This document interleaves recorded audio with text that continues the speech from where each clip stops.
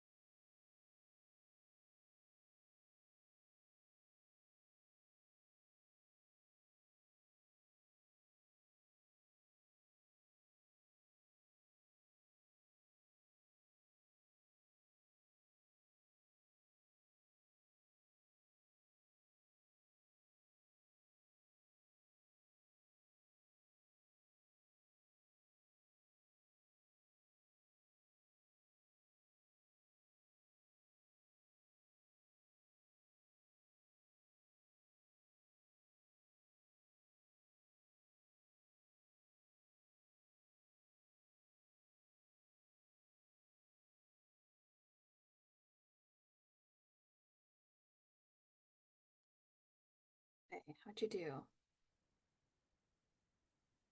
Hopefully it went well for you. Hopefully you were successful in making that list and that you now have your top 3 personal priorities to complete each day. I want you to think about how you're going to use this each day. Are you a person that scribbles it out on a list? Do you have a specific little notepad or notebook that you want to add it to? Do you want to laminate a little sheet so that you can write those out and then cross them off and reuse it?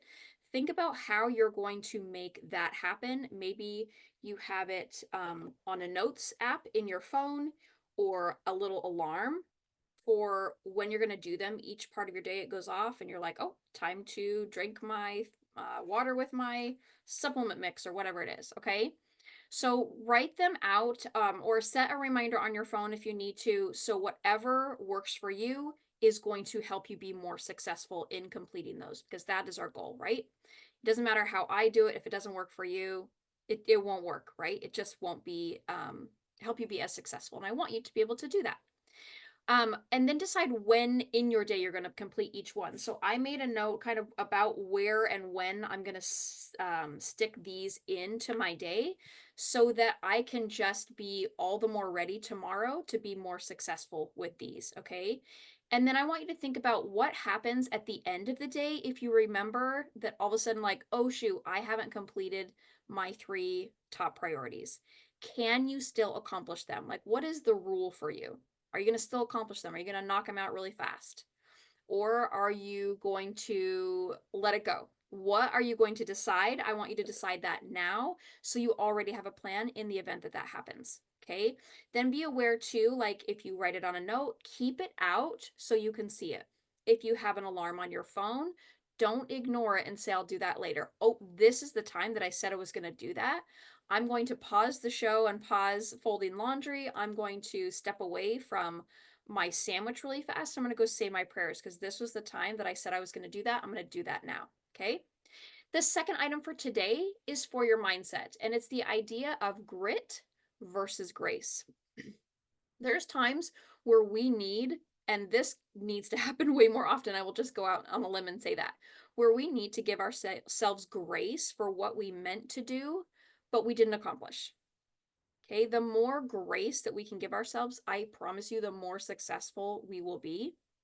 You can give yourself grace and then be aware of the reasons that you didn't get something done, and then try to be aware of that without judgment, and then dig in tomorrow to get it done. Or you're like, you know what? I totally see how that happened. I'm going to dig in right now and get those things done. Okay. Maybe you allowed yourself to get distracted. You're like, yep, I was scrolling social media. I went to check a message and kind of got away from myself on the phone, on the Instagram, and that's what happened. And so I didn't get my thing done.